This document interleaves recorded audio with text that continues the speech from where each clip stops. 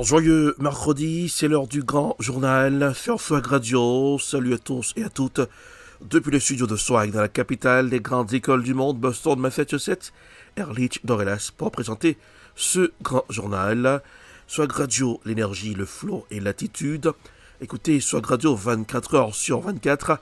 Passez la commande à Alexa chez vous. Alexa, open Swag Radio. Swag Radio sur YouTube, sur Facebook, Swag Radio, très bientôt dans les smartphones. Swag Radio, avec vous, chez vous, pour vous, tous les jours. Eh bien, n'oubliez pas de liker la page de P-News sur Facebook, P-News sur WhatsApp, les informations à la vitesse de la lumière. P-News pour être bien informé. Ce grand journal, courtoisie de Brothers Café Créole, 299 Main Street Everett, chiffré le 617 de 94 14 25. Brothers Café Créole, la cuisine haïtienne sans limite, des mets succulents. À Brothers Café Créole, une bonne cuisine pour monsieur et madame tout le monde. Brothers Café Créole, moi j'adore les pâtés. À Brothers Café Créole, une bonne criade, c'est Brothers Café Créole. Tout de suite, voici les informations. En Haïti, explosion des enlèvements à Delma et Pétionville. La paix pour Haïti dénonce des kidnappings à motivation politique. Les quartiers de Delma et Pétionville sont de nouveau plongés dans la peur. Depuis plusieurs semaines, une recrudescence inquiétante des cas d'enlèvement est observée dans ces zones, autrefois considérées comme relativement sûres. Écoutons un extrait dans ce grand journal.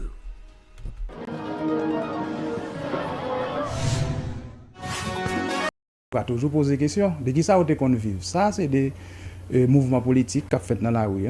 Question enlèvement qui est là, remonter la sécurité. Parce qu'en Haïti, nous avons plusieurs gangs, nous avons seulement vivre ensemble.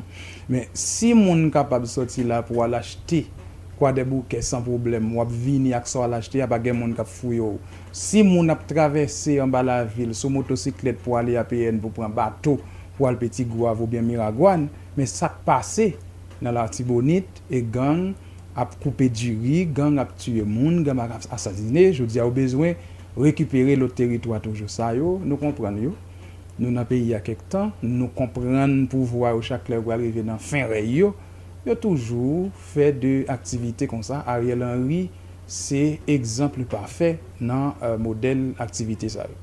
Déjà, c'est plus que des mois depuis monsieur Paraison dans tête la police là et nous-mêmes nous sommes des batailles que nous fait contre LB, contre Rameau qui était là, bien que Rameau était mettait tête li avant série de monde dans CPTA, la fait politique, nous te combattre Rameau.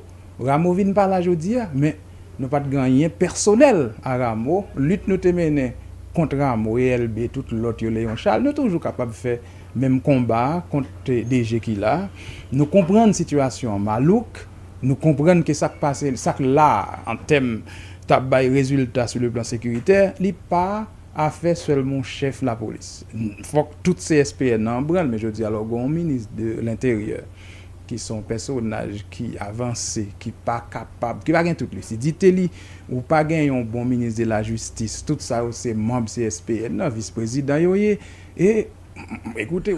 Nous resterons toujours à Port-au-Prince dans ce grand journal. La 26e édition des Mardis de la Nation s'est tenue cette semaine dans une ambiance à la fois studieuse et engagée.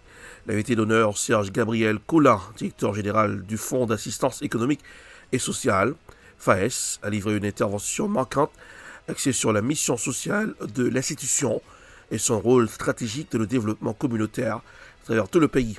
Sur le thème gouvernance, inclusion et impact social, M. Collin a rappelé la vocation du FAES comme pilier central des politiques publiques en matière de lutte contre la pauvreté et d'accompagnement des populations vulnérables. Écoutons un extrait dans ce grand journal. Bonjour à toute la presse qui est présente dans Mardi de la Nation. Et Jean, secrétaire d'État à la communication, sont annoncé ça. Nous allons faire le point sur avancement processus versement aide de l'État à plusieurs groupes dans le cadre de rentrée des classes 2025. Hier, nous avons partagé avec le grand public là, des informations clés qui pour porter une petite lumière pour toute population. À titre de rappel, même Jean ça dit hier,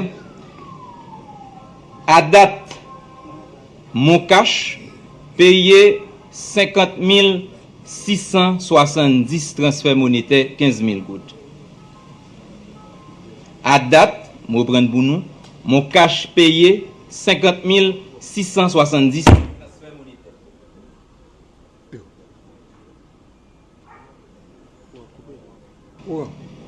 Notre cash bon côté pal payé à date 102 620 transferts monétaires. Tout transfert monétaire ça yo, qui payé, c'est pour yon nan 3 groupes cibles, à savoir parents d'écoliers. Parents d'écoliers yo qui gens nous joignent yo, qui processus qui permettent l'État identifier yo. Ministère de l'Éducation nationale gagne une base de données qui relève SIG, Système Information pour Gestion Éducation. C'est SIG qui questionné par le ministère de l'Éducation nationale ak FAES qui permettent bénéficiaires yo retenus. Dans SIG ou gagné pour chaque petit monde qui prend l'école. Le parti politique Chemin Délivrance hausse le ton face à la situation politique actuelle en Haïti. Selon sa plateforme, le mandat du Conseil présidentiel de transition KPT doit impérativement prendre fin le 7 février 2026, date symbolique marquant traditionnellement la passation de pouvoir dans le pays. Lors d'une conférence de presse donnée à Port-au-Prince, le professeur Jean-Élisée Sélisca, porte-parole du mouvement, a déclaré qu'il ne saurait être question d'une quelconque prolongation du mandat du KPT. Pour lui, cette structure transitoire a échoué dans sa mission de rétablir la stabilité et de préparer des élections libres et crédibles. Le parti politique Chemin Délivrance hausse le ton. Écoutons un extrait dans ce grand journal.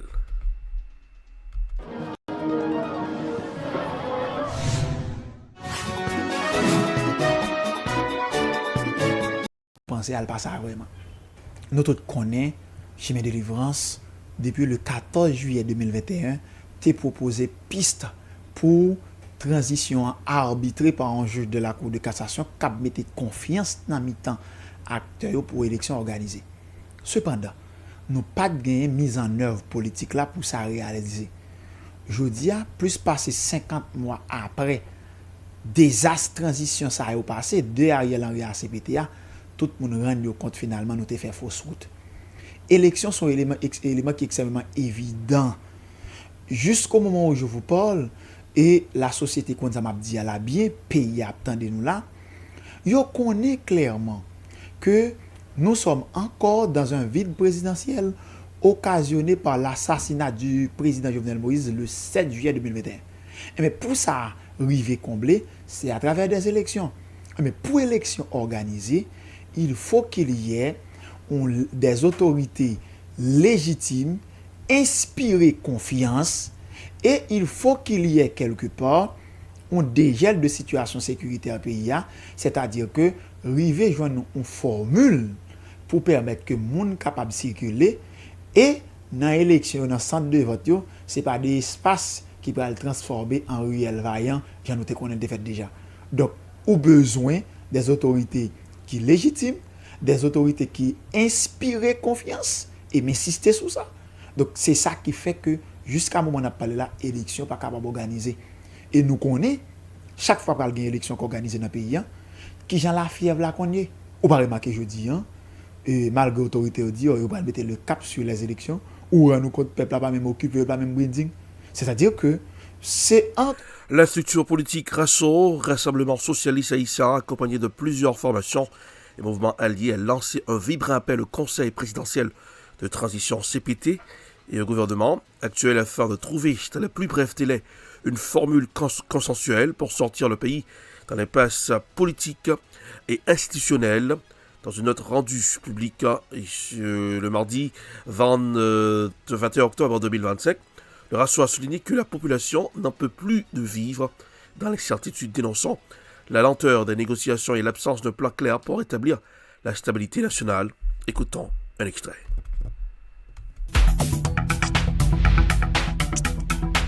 Une réalité pour un pile monde en dedans pays. Parce que dans pile quartier, dans pile zone que nous passons, dans la zone métropolitaine, dans la zone qui était, nous constatons qu'il y a un pile de monde jusqu'à présent qui pas aller à l'école. Et pourtant, il y a milliards de gouttes qui débloqués pour un programme Mon Cash et Nat Cash pour yo ba malérez yo pour entrer l'école là. Jusqu'à présent, plus fort moun pour qu'on joigne nous good dans l'argent ça. C'est ça que fait, n'a dit ministre affaires sociales là. N'a dit directeur FAES là. C'est pas une plaisanterie, faut que moun yo joigne Kobla, parce que Kobla débloqué déjà, Kobla la main yo, faut que balérez yo joigne une subvention ça pour yo capable rentrer l'école là pour ti moun yo capable reprendre chez mes classes. Je dis à mes amis, Haïti, là on kafou historique. Haïti besoin la paix. Haïti besoin d'être ensemble. Haïti besoin qu'on les épaules pour nous sortir dans ça nous là. Nous pas besoin moun qui fait démagogie. Nous pas besoin démagogue. Nous pas besoin moun qui parle parole racaille. Qui fait des allégations mensongères. Bah motivé. Le porte-parole du Rassemblement des socio-humanistes, Lousma Reluche, a exprimé hier mardi sa reconnaissance envers le Conseil présidentiel de transition en CPT, le gouvernement en place pour la récente série de nominations de ministres et de directeurs généraux à la tête de plusieurs institutions publiques du pays. Dans une déclaration à la presse, Madame Reluche a souligné que ces désignations témoignent d'une volonté de relancer l'administration publique, de renforcer la gouvernance nationale dans une période particulièrement délicate pour Haïti. Écoutons un extrait.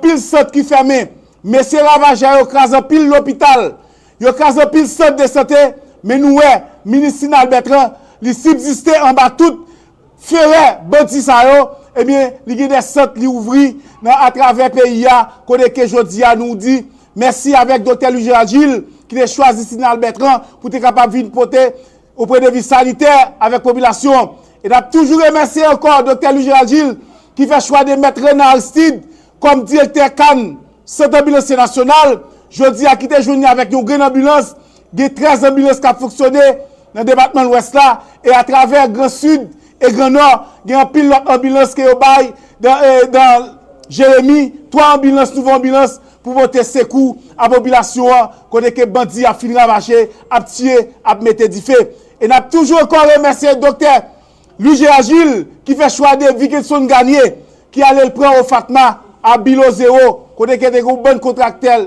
qui te des contrats qui pas jamais touché près de 1 an, yo pas jamais touché et puis moun yo te des contrats avec eux, et à savoir l'autre hôpital, et bien jodi a nous capable dire dette ça au payer que moun ça qui te 3-4 ans qui pas jamais nommé comme employé contractuel et puis moun ça sous près de nomination, et nous remercier nos point de vue de santé nous comment que CP Gérald Gilles il travaille dans ce sens. Mais n'a dit tout jodi a gen 4 directeurs dans le pays a, directeur ça c'est compiolé, il a fourni l'argent avec des groupes détracteurs, des groupes faits noirs, moun chobol maker pour la guerre la troubaille dans le pays. Tant que directeur OAVCTA, monsieur a fourni des groupes parallèles pour capable mettre le pays dans Touboum. Directeur LH Weshlik, directeur LHA, monsieur pas replacé dans le pays et n'a demandé dans le prochain remaniement qu'on va faire là.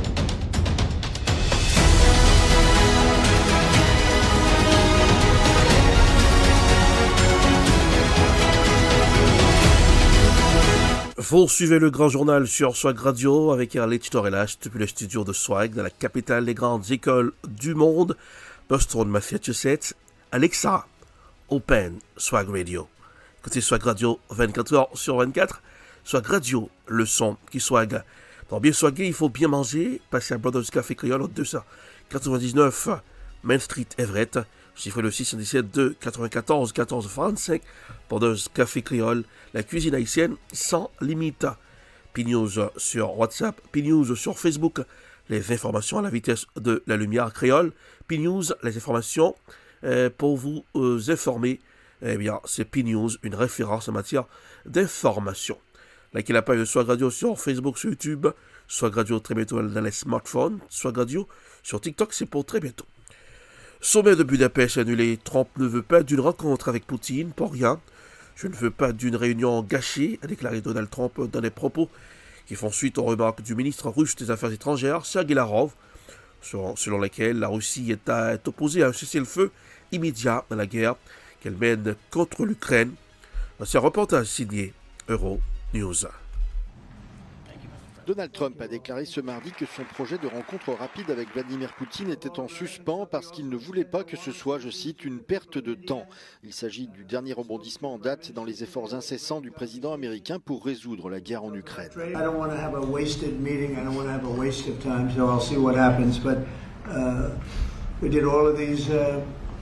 Great deals, great peace deals. They're all peace deals.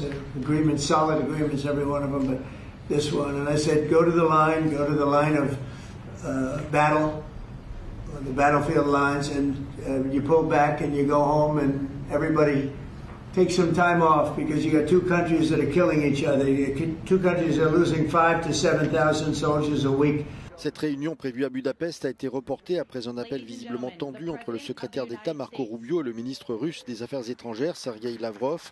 Donald Trump, lui, n'a pas encore tranché. En l'absence de rencontre, il hésite à autoriser les pays européens à acheter des missiles Tomahawk que l'Ukraine pourrait ensuite utiliser contre la Russie. Nous irons au Moyen-Orient, les négociations menées par les médiateurs internationaux se poursuivent afin de consolider un fragile accord de paix visant à mettre fin à l'occupation israélienne de Gaza.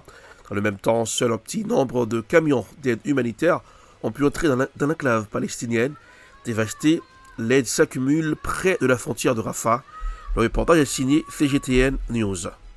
Le refus d'Israël d'ouvrir le poste frontière de Rafah du côté palestinien, conformément à l'accord de paix signé à Sharm el-Sheikh en présence du président américain Donald Trump et des dirigeants mondiaux, a entraîné l'accumulation de l'aide humanitaire dans la ville d'Al-Arish, la plus proche du poste frontière de Rafah. Selon l'UNRWA, 4000 camions d'aide humanitaire sont prêts et attendent dans la ville fortement fortifiée d'Al-Arish.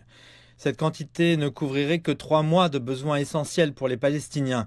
L'aide comprend de la nourriture, de l'eau, du diesel, des médicaments et du matériel médical, des couvertures et des tentes. 70% de l'aide provient de l'Égypte elle-même. Le reste arrive du monde entier par fret aérien, maritime ou routier depuis les pays voisins. Seules quelques dizaines de camions ont été autorisés à entrer ces 2 derniers jours, soit bien moins que les 400 à 600 camions d'aide humanitaire par jour qui devraient entrer à Gaza dans le cadre de l'accord de paix. La ville de Gaza, frappée par la famine, a désespérément besoin d'aide car les 2 années de bombardements israéliens qualifiés de génocide par l'ONU ont détruit ses infrastructures, notamment ses ressources en eau et en électricité et ses services de santé. Tout le monde ici attend les résultats des réunions organisées en Égypte et en Israël sous la médiation des États-Unis, de l'Égypte et du Qatar, afin qu'Israël autorise la réouverture du poste frontière de Rafah pour permettre à ces camions d'entrer à Gaza. Nous irons en France. Le musée du Louvre rouvre ses portes 3 jours après le vol des bijoux. La procureure de Paris, Laure Becchio, a indiqué que la préjudice du vol de bijoux s'est évalué par la conservatrice du musée à 80 millions d'euros pour son seul volet économique. Le reporter de France 24, Thibaut Frochelet, est dans un reportage. Musée du Louvre est prêt à accueillir ses visiteurs. Hier, on apprenait que le préjudice des joyaux dérobés dimanche était évalué à 88 millions d'euros. La présidente directrice du musée sera quant à elle auditionnée par le Sénat cet après-midi. On rejoint tout de suite notre envoyé spécial au Louvre, Thibaut Francesquet. Bonjour, comment s'est passée cette réouverture ? Bonjour. Eh bien écoutez, elle semble bien se passer. Vous le voyez derrière moi, la foule est particulièrement dense pour cette réouverture après donc 3 jours de fermeture depuis le vol survenu dimanche matin, sachant que mardi était le jour de fermeture hebdomadaire habituel. Alors la galerie d'Apollon en revanche, dans laquelle a eu lieu le vol, elle reste fermée. Donc vous voyez derrière moi donc une foule vraiment très importante, des files d'attente qui se forment depuis 9h ce matin. On a vu à la fois des Français, puisque ce sont les vacances scolaires de la Toussaint, ici, mais aussi et surtout de nombreux touristes étrangers. On a croisé des Américains, des Italiens, des Espagnols, aussi un couple d'Australiens qui nous racontaient qu'ils devaient au départ venir lundi, mais qu'ils ont reporté leur visite à cause de la fermeture donc liée au vol. Ils nous expliquaient que dimanche, juste après le cambriolage, ils sont passés sur le quai des Tuileries, par lequel les cambrioleurs sont entrés, donc par une fenêtre, et évidemment ils ont entendu parler de ce vol qui a fait le tour du monde entier tant il a surpris par sa spectaculaire rapidité et d'une façon assez déconcertante, puisqu'on le rappelle, les cambrioleurs étaient habillés en techniciens et ont utilisé tout simplement un camion grue à la vue de tous pour passer par une fenêtre. Alors vous l'avez dit, les joyaux ont été estimés par la conservatrice du musée à 88 millions d'euros. Il y avait notamment la couronne, le diadème de l'impératrice Eugénie, mais aussi la parure de la dernière reine de France, Marie-Amélie, et ce qui en fait un des vols d'art les plus importants des dernières décennies. Et en attendant, l'enquête continue, Thibault. Oui, effectivement, l'enquête se poursuit, à la fois évidemment pour retrouver les cambrioleurs, mais aussi en interne pour comprendre comment un tel vol a pu se produire. Hier, devant l'Assemblée nationale, la ministre de la Culture, Rachida Dati, expliquait que les systèmes de sécurité du Louvre avaient bien fonctionné, mais que des travaux étaient en cours pour les rénover, les améliorer, et que cela prenait du temps. Cela nécessitait plusieurs années. La directrice du musée, Laurence Descartes, est elle aussi sous le feu des projecteurs et des critiques. Selon nos confrères du Figaro, elle avait présenté sa démission après le vol, mais elle a été refusée. Emmanuel Macron lui a renouvelé sa confiance. Elle doit donc être auditionnée tout à l'heure par les sénateurs à 16h. Musée. Direction le Madagascar, chez la génération Z exprime sa colère après la nomination du nouveau Premier ministre. L'une vague d'indignation a déferlé sur les réseaux sociaux malgaches après la nomination le lundi 20 octobre de l'homme d'affaires Eris Sadelma Rajonarivilo au poste de Premier ministre. Une décision annoncée par le colonel Michael Oudriana, nouvel homme fort du pays. Voici un reportage signé Africa News. La génération Z en colère à Madagascar après la nomination lundi de l'homme d'affaires Erin Tsalama à Rajaonarivelo au poste de Premier ministre par le nouvel homme fort du pays, le colonel Michael Randrianirina. Elle dénonce une décision prise sans concertation préalable entre le nouveau régime et les forces vives de la Grande Île. Une attitude contraire à l'esprit de rupture et de refondation réclamé dans la rue. S'ils disent ne pas revendiquer le pouvoir, les jeunes malgaches revendiquent cependant le droit de savoir et de comprendre et redoutent désormais ce qu'ils considèrent comme une confiscation de leur révolution. La génération Z est en effet à l'origine des manifestations qui ont permis de renverser le président Andry Rajoelina.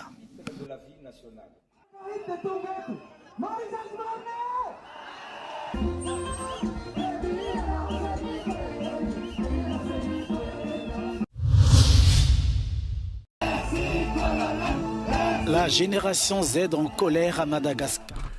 Nous irons en France dans ce grand journal. C'est une première dans l'histoire de la République française. L'ex-président Nicolas Sarkozy s'est présenté hier matin à la prison de la Santé à Paris, entouré de son épouse et de ses proches, âgés de 70 ans. Il devra rester en détention pour un minimum de 3 semaines ou 2 mois, a estimé son avocat. Christophe Aigret, une demande de remise en liberté a déjà été déposée par la défense. Le reportage est signé Radio-Canada. Nicolas Sarkozy va-t-il s'exprimer ? Dès le petit matin, toutes les chaînes d'information continue ont précisé le chemin de Nicolas Sarkozy vers la prison. Avec toutes sortes de détails sur sa cellule, équipée notamment d'une douche, d'une télévision et d'un téléphone fixe. Pour rappeler une liste en fait de numéros qui a... Un moment unique dans l'histoire de la République française. La voiture est repartie. Avec des allures de télé-réalité en direct. Alors que pendant ce temps, ses partisans pestent contre la justice française. qui se passe aujourd'hui est juste invraisemblable. Mettre un président de la République qui n'a pas pu bénéficier de la présomption d'innocence en prison, c'est tout simplement inacceptable. Condamné à une peine d'emprisonnement de 5 ans pour association de malfaiteurs dans l'affaire des soupçons de financement libyen de sa campagne présidentielle de 2007, Nicolas Sarkozy a publié son message sur le réseau social X. Ce n'est pas un ancien président de la République que l'on enferme ce matin, c'est un innocent, écrit-il. J'éprouve une peine profonde pour la France qui se trouve humiliée. La vérité triomphera. Un message relayé par ses avocats qui ont bien vite déposé une demande de remise en liberté. Rien ne justifie la première heure de détention. Il y est pour un minimum de 3 semaines ou 1 mois, puisque la Cour d'appel a 2 mois pour statuer sur une demande de mise en liberté, et le délai moyen à la Cour d'appel de Paris, c'est 1 mois. Lors du prononcé de la condamnation de Nicolas Sarkozy il y a 3 semaines, les avocats de la poursuite ont insisté sur la légitimité de la peine. Vous avez évidemment une peine qui est substantielle, qui a été prononcée à l'encontre de Nicolas Sarkozy, mais cette peine est parfaitement conforme à la gravité des faits en cause. De passage en Slovénie, Emmanuel Macron, qui a accueilli Nicolas Sarkozy à l'Élysée la veille de son incarcération, a gardé son devoir de réserve. Mais il souligne à demi-mot l'exécution provisoire de la décision du tribunal qui entraîne une détention sans recours possible et sans attendre le procès en appel. Je pense que c'est un débat légitime dans une démocratie, mais c'est un débat qui doit être mené dans le calme et indépendamment des cas spécifiques. Il reste que pour la première fois dans l'histoire de la République, un ex-président passera sa première nuit dans sa prison parisienne. Ici Frédéric Arnould, Radio-Canada, à Paris.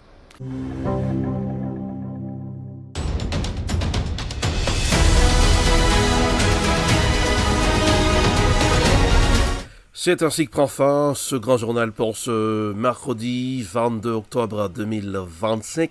Mais avant de partir, couleur du temps pour ce aujourd'hui, dans la capitale des grandes écoles du monde, Boston, Massachusetts, ce matin à 7h du mat, petite mixture de pluie à température 56 degrés Fahrenheit. À 8h du mat, mélange de soleil et de pluie, 58 degrés Fahrenheit. À 9h, le soleil ne sera pas présent, j'ai 59 degrés Fahrenheit. 10h, 60 degrés Fahrenheit. 11h, 62 degrés Fahrenheit. Et midi, 62 degrés Fahrenheit. 1h, 65 degrés Fahrenheit. 2h, 67 degrés Fahrenheit. 3h, 66 degrés Fahrenheit. À 4h, 65 degrés Fahrenheit. 5h, 63 degrés Fahrenheit. 6h, 61 degrés Fahrenheit. À 7h, 59 degrés Fahrenheit. 8h, 58 degrés Fahrenheit. 9h, 57 degrés Fahrenheit. 10h, 56 degrés Fahrenheit. 11h du soir, 55 degrés Fahrenheit. À la capitale des grandes écoles du monde pour ce aujourd'hui. Avant de prendre mes clics et mes claques, n'oublie pas de liker la page de Swag Radio sur Facebook, sur YouTube, Swag Radio très bientôt sur TikTok, Swag Radio avec vous, chez vous, pour vous et tous les jours. Alexa, open Swag Radio. Écoutez Swag Radio 24h sur 24. Très bientôt Swag Radio dans les smartphones, Swag Radio. L'énergie, le flow et l'attitude. De l'énergie et du flow et de l'attitude, il vous faut ça. Eh bien, il nous faut une alimentation équilibrée. Je vous recommande Brothers Café Créole au 299 Main Street Everett, chiffré le 617 2 94 14 25. Brothers Café Créole, la cuisine haïtienne sans limite. P-News, les infos à la vitesse de la lumière. P-News sur WhatsApp, P-News sur Facebook.